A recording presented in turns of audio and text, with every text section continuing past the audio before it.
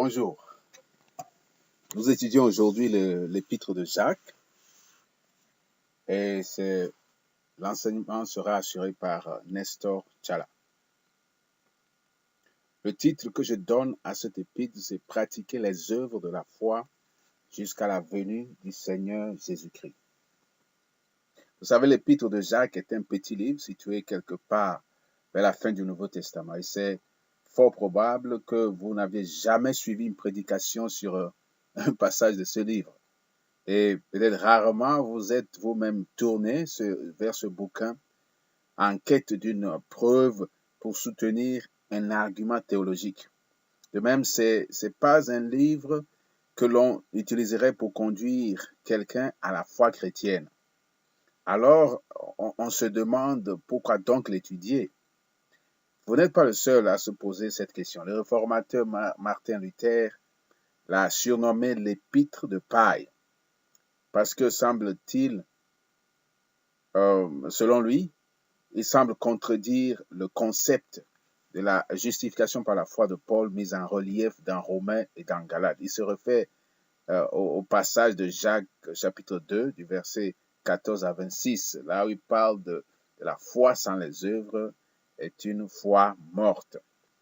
Mais vous savez, à peine aura-t-on ébauché l'étude de cet épître que l'on se demandera pourquoi ce livre n'est-il pas devenu le premier livre de lecture de chaque enfant de Dieu qui aimerait savoir comment vivre la foi, la vraie foi chrétienne? Celui qui aimerait vraiment aimerait savoir comment vivre les œuvres de la foi aujourd'hui. C'est en fait à ce titre que Søren Kierkegaard, le philosophe chrétien, le considère comme son livre le plus préféré dans le Nouveau Testament, parce que selon lui, il parle du christianisme pratique, le christianisme du quotidien.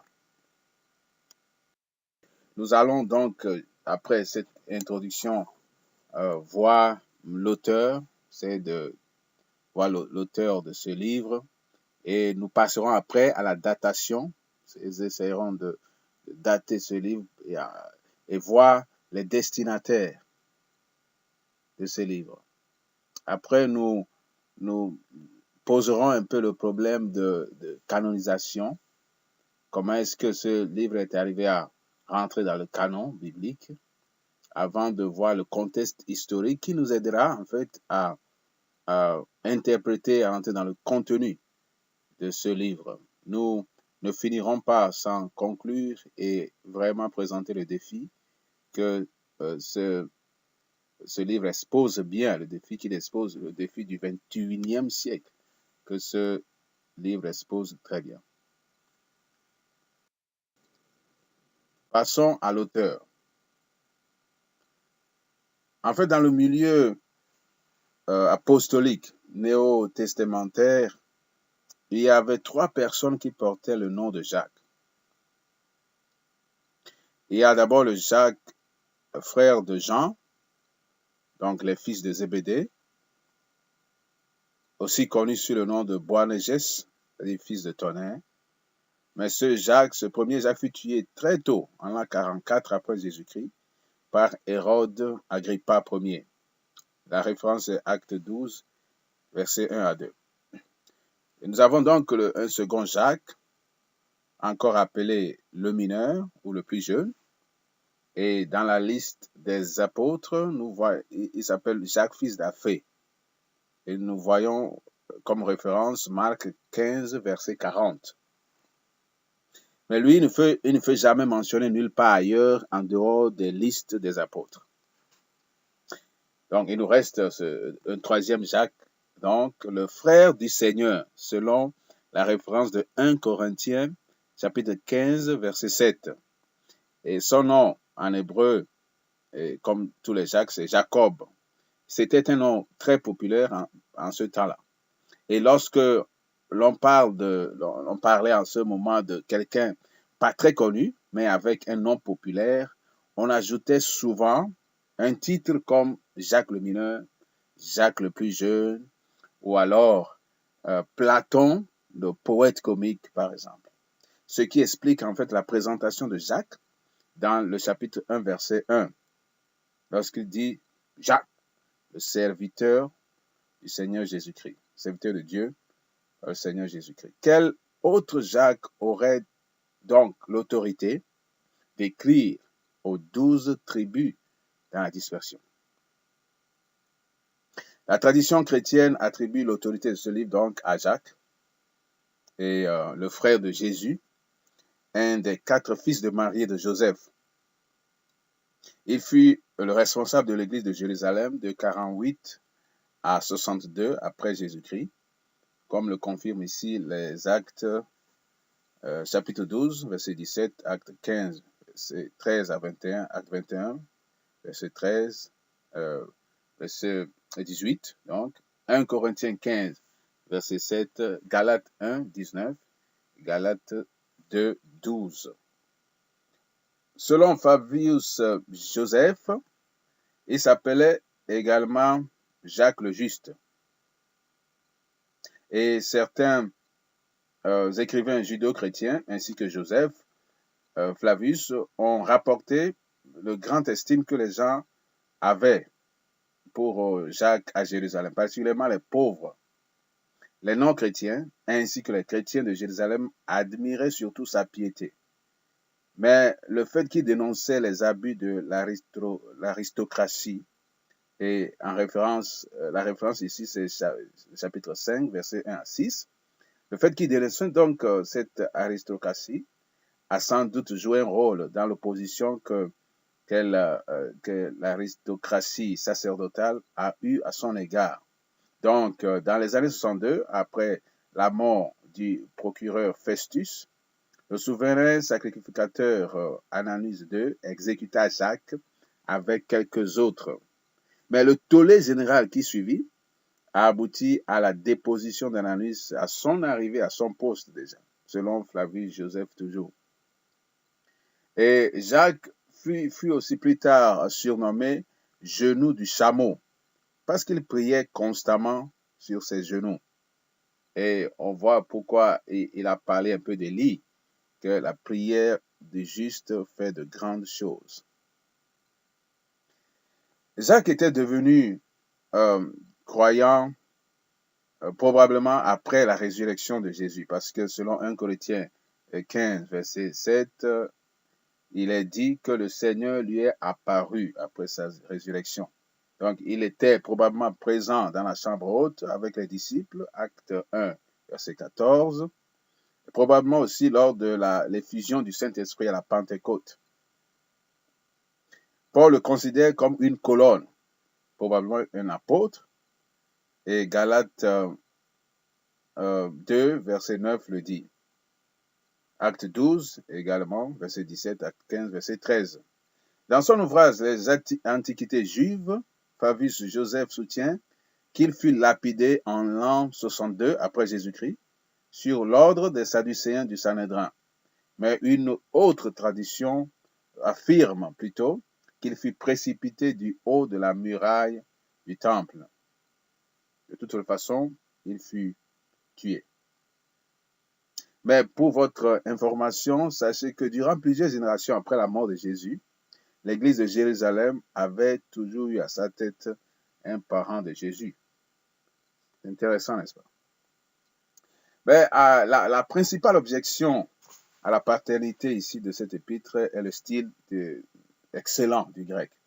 Mais en fait, cette objection ne tient pas compte de 4 facteurs principaux que nous allons énumérer ici. D'abord, la rhétorique. La rhétorique était tellement répandue que Jacques, le pasteur principal de l'église de Jérusalem, aurait assez de temps pour atterrir la rhétorique. Deuxième facteur, Jacques est un fils de charpentier. Donc, il a dû acquérir plus d'éducation que les enfants des paysans galiléens, bien sûr. Troisième facteur, la culture et la langue grecque étaient très répandues en ce temps-là en Palestine.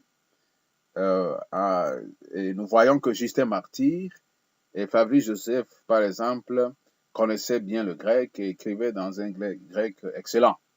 Donc, Jacques aurait aussi pu acquérir le grec et pourrait écrire excellemment. Le dernier facteur, c'est Jacques pourrait aussi faire usage des scribes qui étaient monnaie courante en ce temps. Voilà pour l'auteur. Voyons à présent la datation. Si nous acceptons la paternité ci-dessus, ce que nous avons déjà expliqué, il y a alors deux dates possibles, une date antérieure et une date tardive. Donc, parlons d'abord de la date antérieure. Si nous disons une date antérieure, c'est alors vers les années 49, avant le concile de Jérusalem. Et si cette date est vraie, alors Jacques est le plus ancien livre du Nouveau Testament à entrer en circulation. Nous avons quelques données en faveur de cette date antérieure. Nous ne voyons pas dans Jacques la mention d'une organisation ecclésiastique. Et il y a également l'usage du terme ancien dans son sens juif, que nous voyons déjà au chapitre 5, verset 14. Il n'y a pas de mention de la controverse autour de la mission auprès des Antilles. Donc, ça a eu lieu avant cela. Acte 15.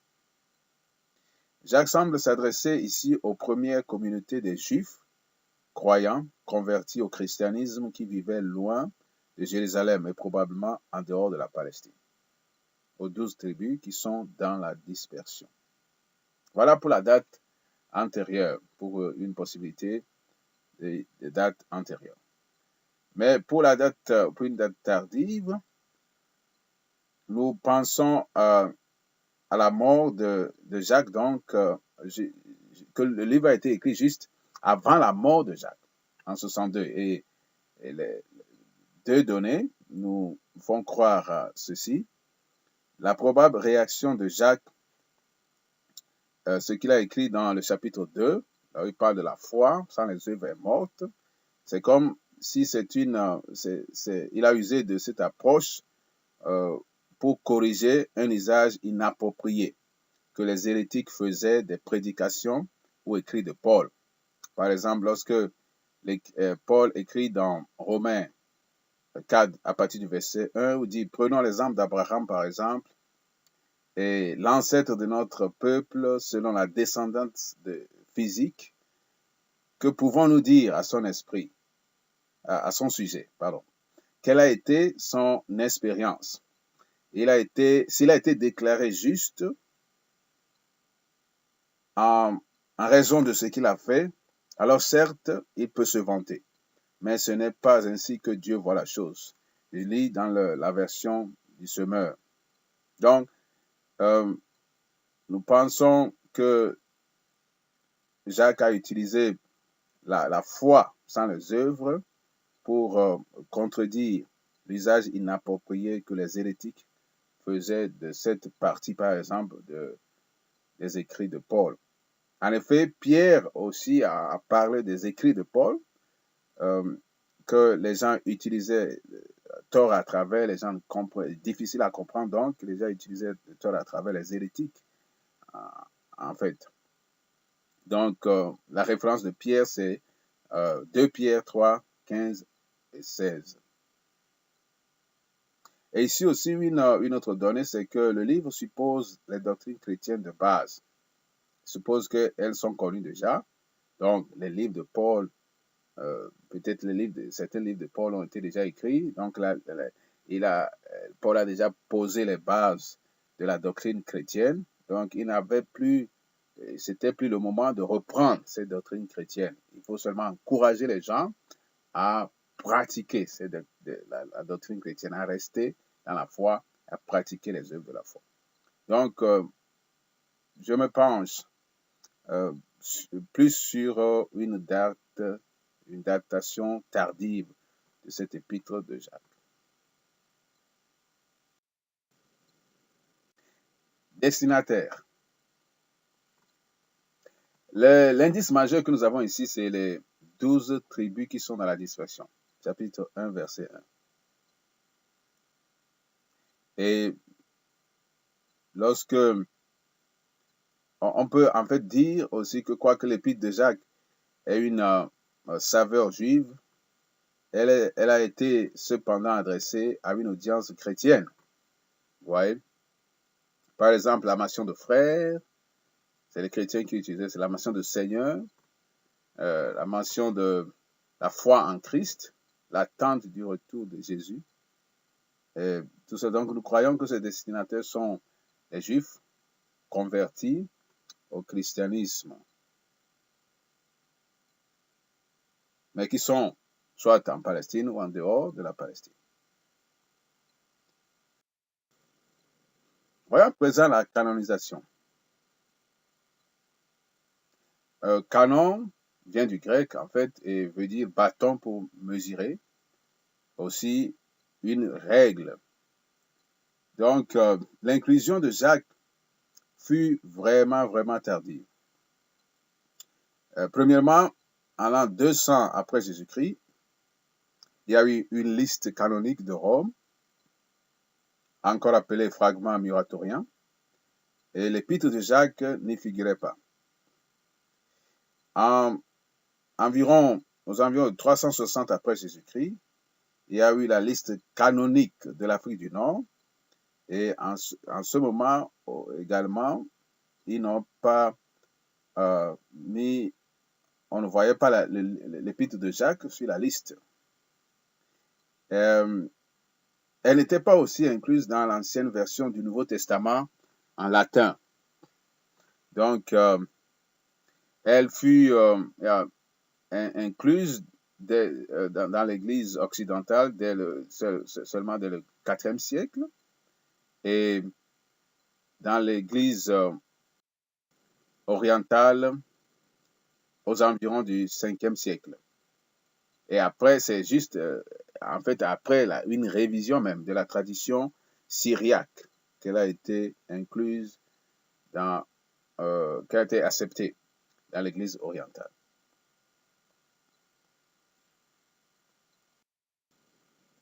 Voyons à présent le contexte historique. Le contenu du livre de Jacques peut s'appliquer à diverses situations comme cela fut juste appliqué aux situations des destinataires ici, des 12 tribus dans la dispersion.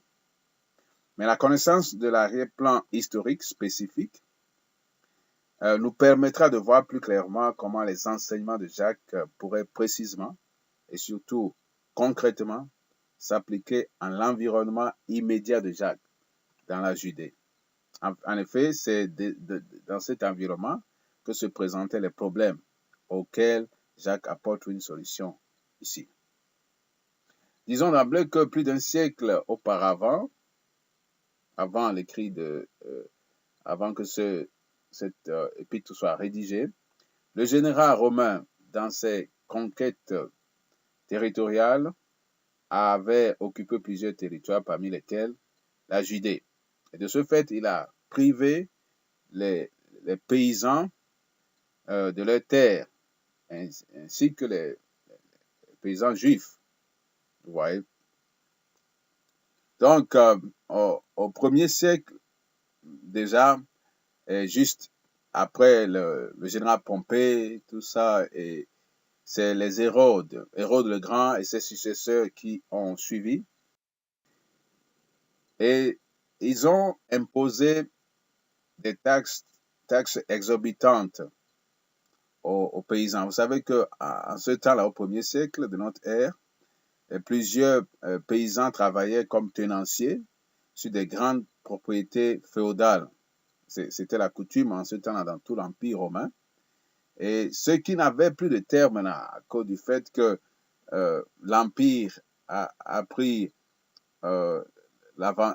tout, les terres appartenaient maintenant à l'Empire, les paysans n'avaient plus de terre. Donc, ils allaient seulement à la place du marché chaque jour. Ils sont devenus des ouvriers journaliers et c'est là où ils trouvaient le travail.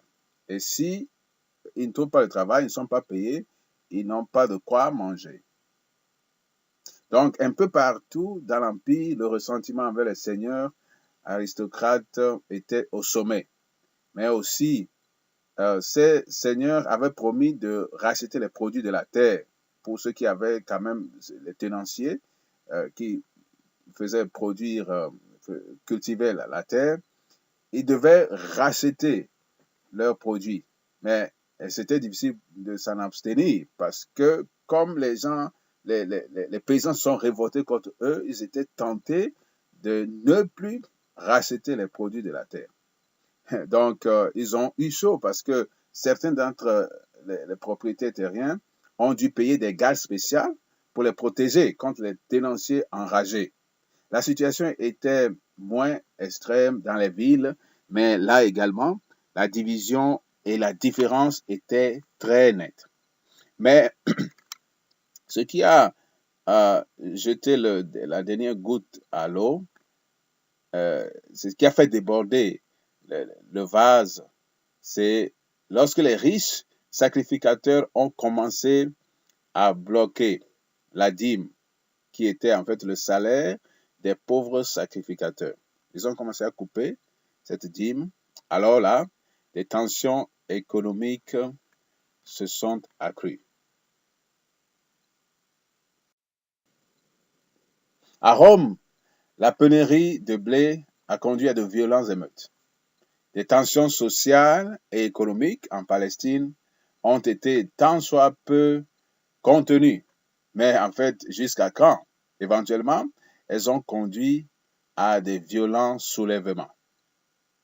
L'aristocratie de Jérusalem avait voulu poursuivre la paix avec Rome par le biais d'une politique pragmatique, mais elle a plutôt suscité et attiré la haine des zélotes et d'autres éléments de résistance qui veulent que Dieu soit le roi dans leur pays. Donc, de grands et violents soulèvements ont finalement conduit à la révolte en 66 après Jésus-Christ, suivi d'un massacre des sacrificateurs et d'une garnison romaine sur le mont du Temple. Des patriotes, aristocrates et des prolétaires de l'autre côté se heurtaient alors que les armées romaines entouraient la ville. Quelle disgrâce! En 70, après Jésus-Christ, Jérusalem tomba donc entre les mains des armées romaines et le temple complètement détruit. La dernière forteresse qui a pu résister jusqu'en 73, c'est la forteresse de Masada, mais elle est aussi, enfin tombée entre les mains des Romains.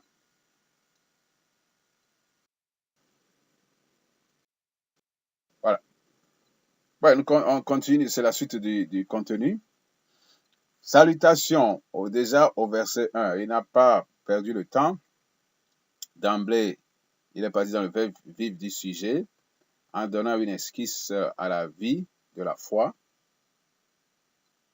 Et ici, c'est comme une introduction à tout le livre. Il va mentionner les thèmes qu'il va aborder dans tout le livre, de Jacques. Donc, il introduit ces thèmes et les épreuves au verset 2 et 3 déjà. Il parle de la patience, de la persévérance au verset 3 et 4. Et il aborde la sagesse au verset 5. Il parle de la foi. Si quelqu'un a besoin de la sagesse qu'il demande, sans douter.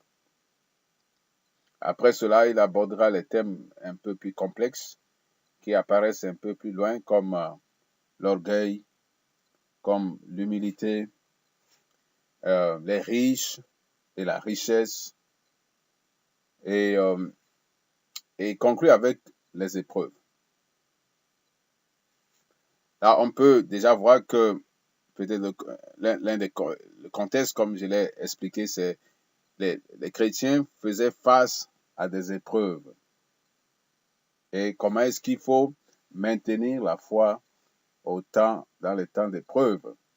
C'est quelque chose de très, très, très important.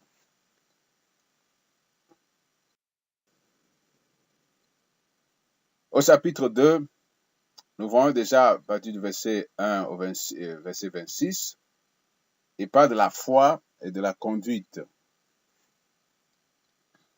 Notre conduite doit être basée sur la foi que nous avons. En fait, nous devons pouvoir montrer la foi en nous conduisant. Nous devons montrer la foi que nous avons avec de bonnes conduites. C'est ce que Jacques essaie de dire dans ce chapitre. Du verset 1 au verset 13, il parle de la foi, il parle de l'acception de personnes et de la loi. À partir du verset 14 au verset 26, il parle de la foi et les œuvres. C'est ici qu'il y a la célèbre citation. La foi sans les œuvres est une foi morte.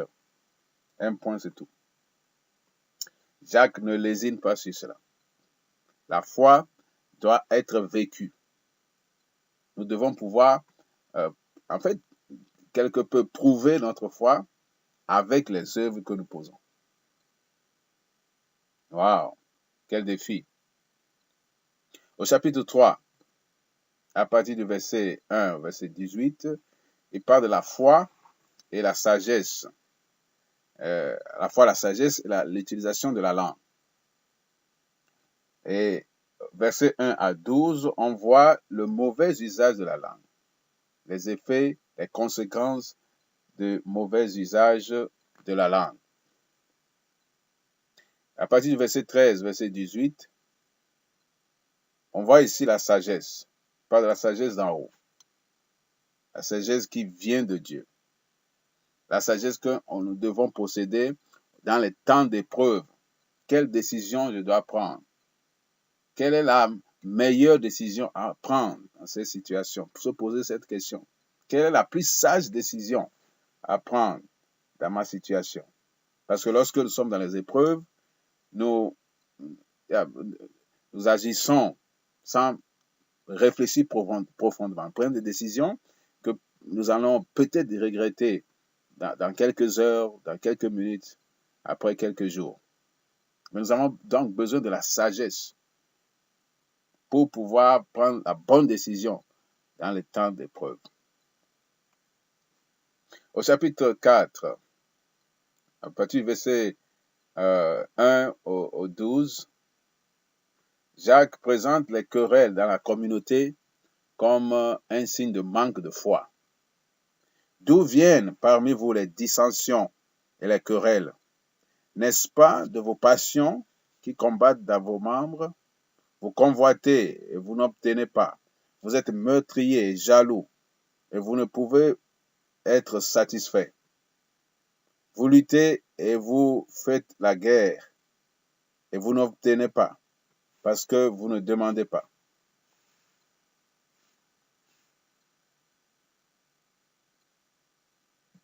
Pardon. De même, verset chapitre 4,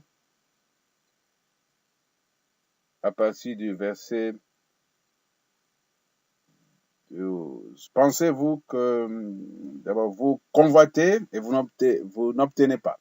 Vous êtes meurtriers et jaloux. Vous ne pouvez pas être satisfait.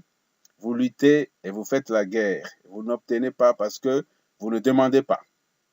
Vous demandez et vous ne recevez point parce que vous demandez mal et dans la vue de satisfaire à vos plaisirs. Hommes et femmes adultères, ne savez-vous pas que l'amour du monde est une inimitié contre Dieu? Qui voudra donc être ami du monde? Qui voudra donc être ami du monde se rendra ennemi de Dieu. Pensez-vous que l'Écriture parle en vain? L'Esprit qui habite en vous a-t-il des désirs qui portent à l'envie? Au contraire, il accorde une grâce plus grande. C'est pourquoi l'Écriture dit, Dieu résiste aux orgueilleux et il fait grâce aux humbles. Donc, il appelle vers la fin, il appelle à la repentance. Pardon. Il appelle à la repentance, il appelle à se soumettre à Dieu Résistez au diable, et il s'enfuira loin de nous. Et à partir du verset 11 déjà, il parle de quelque chose de très important.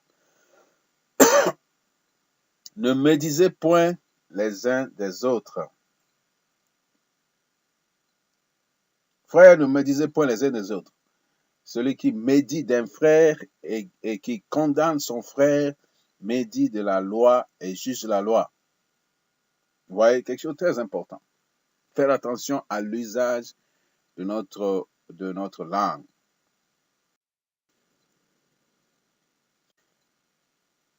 Au chapitre 4, à partir du verset 13 déjà, il y a 2 oracles d'avertissement. D'abord, un avertissement adressé aux hommes d'affaires. Je m'adresse maintenant à vous qui dites, nous irons aujourd'hui ou demain dans cette ville et nous y passerons une année, nous trafiquerons et nous gagnerons. Or, vous ne savez pas ce qu'il en sera de demain, car qu'est-ce que votre vie? Ce n'est qu'une vapeur qui paraît pour peu de temps et qui s'évanouit ensuite. Au lieu que vous deviez dire, si le Seigneur le veut, et si nous vivons, nous ferons ceci ou cela. Mais maintenant, vous vous glorifiez dans vos vanteries. Toute présomption de cette sorte est mauvaise. Celui-là donc pêche qui connaît le bien, qui ne le fait pas. Donc, en fait, il donne un avertissement aux hommes d'affaires, qui est suivi d'un avertissement aux propriétaires terriens. À vous riches maintenant, pleurez et jetez des cris à cause des malheurs qui vont tomber sur vous.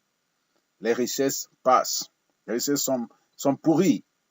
Vos vêtements sont rongés des vers. Votre or et votre argent se sont rouillés, et leur rouille s'élèvera en témoignage contre vous et dévorera votre chair comme un feu. Voyez-vous, nous devons écouter ces avertissements. Nos possessions, nos richesses vont s'en aller un jour. Même le corps dans lequel nous vivons va s'en aller un jour.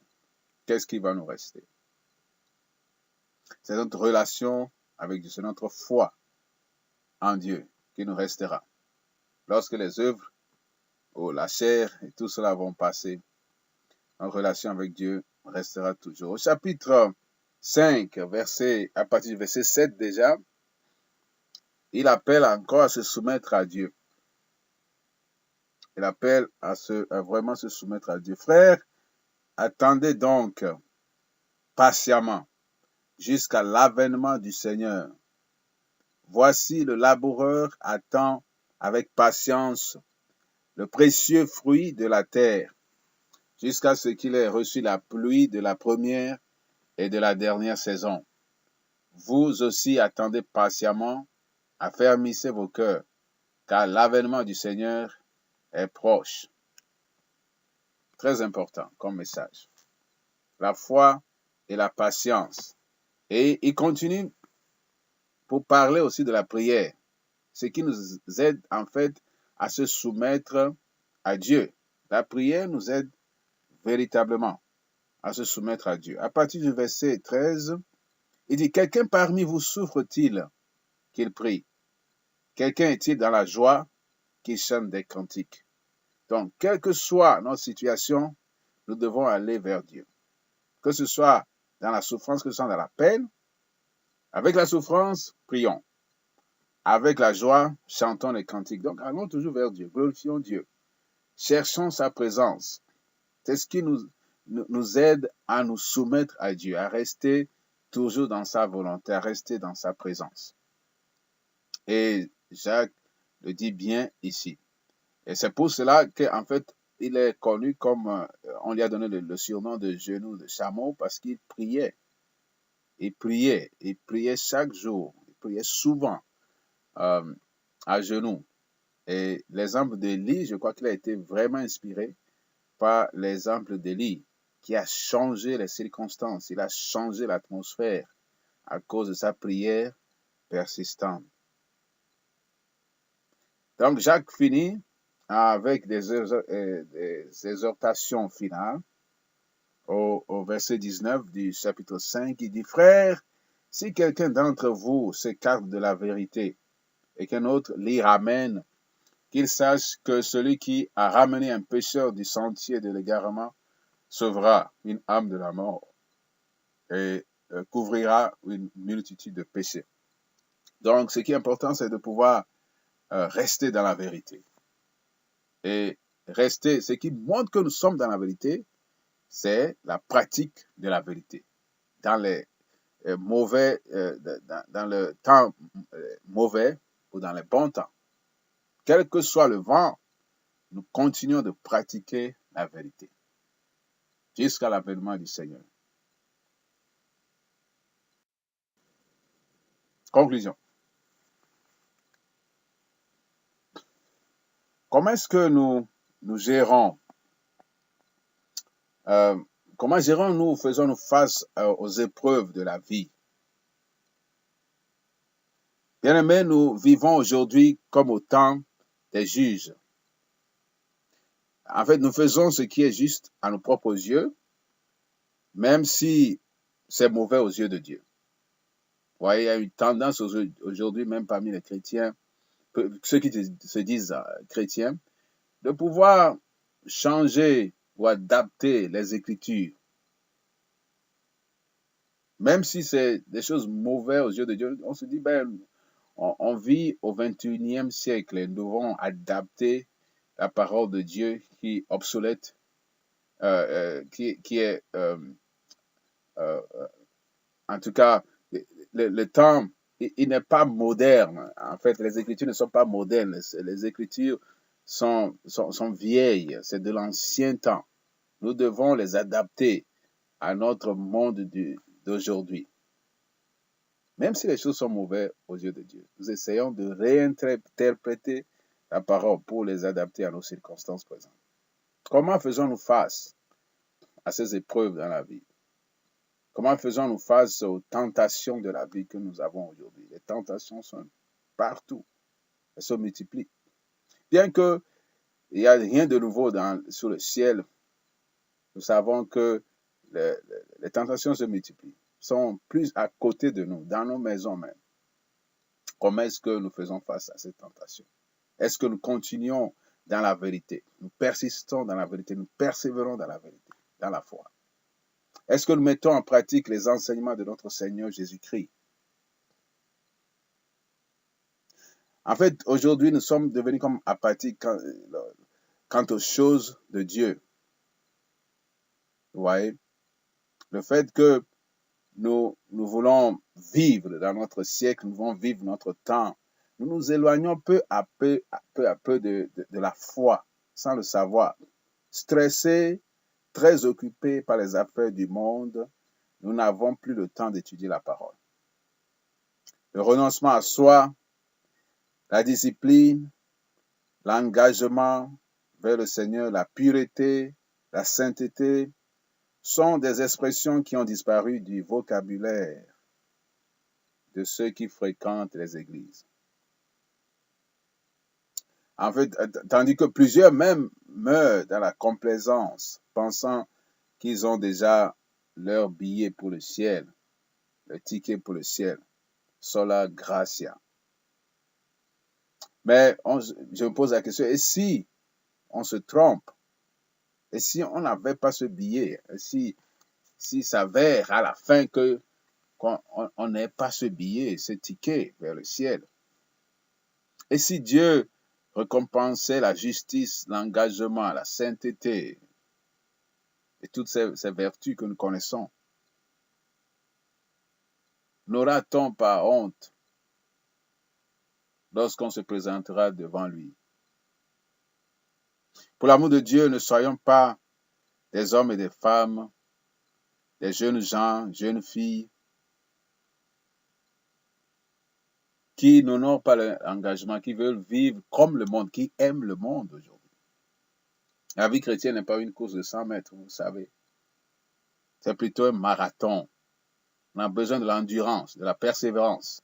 La persévérance dans les choses que nous connaissons, dans les doctrines de base. La pratique de la foi jusqu'à la venue du Seigneur. Donc, je veux vous encourager. Enfants de Dieu, n'abandonnez pas. Nous ne devons pas faire acception de personne. Nous ne devons pas succomber à la partialité, au racisme, à la discrimination, au favoritisme dans nos relations avec nos proches. Nous devons aimer les étrangers. Nous devons prendre soin des sans-abri, etc., etc. Notre foi est-elle visible par nos œuvres? Seigneur, je veux prier pour tous ceux qui vont étudier ce livre de Jacques. Je veux prier que le Saint-Esprit vraiment fasse quelque chose de nouveau dans nos cœurs. Que nous puissions nous approcher de Dieu. Que nous puissions nous purifier de toute souillure, comme Jacques le dit. Que nous puissions nous purifier nos cœurs et nous approcher de Dieu. Nous approcher vraiment de Dieu. Pour que les œuvres de la foi puissent être vécues au travers de nous. Pour que nous puissions amener ta présence dans tous les domaines de la société, tous les domaines de notre vie et de la société. Pour que nous puissions continuer dans la foi, garder notre foi, influencer le monde autour de nous, en attendant la bienheureuse espérance. Que le Seigneur vous bénisse. Au nom de Jésus. Amen.